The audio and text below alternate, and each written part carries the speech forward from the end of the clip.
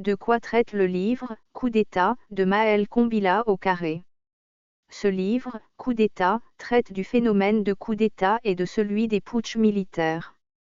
Il présente le phénomène de coup d'État en situation probable d'état de droit, d'état d'urgence et d'état de non-droit. La principale problématique de ce livre est l'auteur d'un coup d'État est-il un homme fort ou un homme faible? À travers son ouvrage, l'auteur nous montre que les coups d'État, les tentatives de coup d'État et les putschs militaires peuvent avoir plusieurs origines. De même, ils peuvent également présenter un certain intérêt et de nombreux risques pour ses auteurs. Ce livre, selon son auteur, n'a pas pour fonction de faire la promotion des coups d'État ou de valoriser les putschs militaires. Il est encore moins une invite à accepter le principe de la prise du pouvoir par la force, la violence ou les armes, qui restent des pratiques reconnues dans le monde entier comme étant antidémocratiques, donc des actes à définitivement proscrire dans la République, et à véritablement bannir de nos pensées individuelles et collectives pour le bien de chacun et de tous.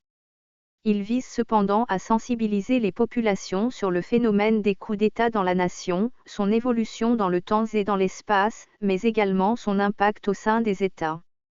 Le livre, Coup d'État, nous dévoile la dimension historique, mais aussi intemporelle du phénomène des coups d'État et des putschs militaires, dont on retrouve les traces aussi bien dans le monde physique, intellectuel, mais aussi spirituel. Destiné aux jeunes, aux plus jeunes et personnes âgées, ce livre a pour but de nous faire prendre conscience de la dangerosité des coups d'État, comme des putschs militaires, et de la nécessité pour chacun et pour tous de ne pas nous laisser séduire par les partisans de ce genre d'action, qui sont en premier lieu les anges aujourd'hui déchus, qui ont tenté au commencement de prendre le pouvoir dans le ciel, mais aussi tous ceux et celles qui ont fait le choix d'être leurs serviteurs ou leurs disciples au sein de leurs patries respectives sur la terre.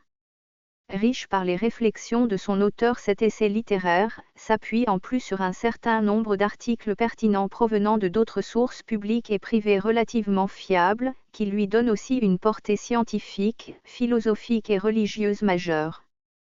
Ce sont ces portées scientifiques, philosophiques et religieuses qui en font véritablement une œuvre qualitative au service des générations présentes et futures appartenant à l'axe du bien.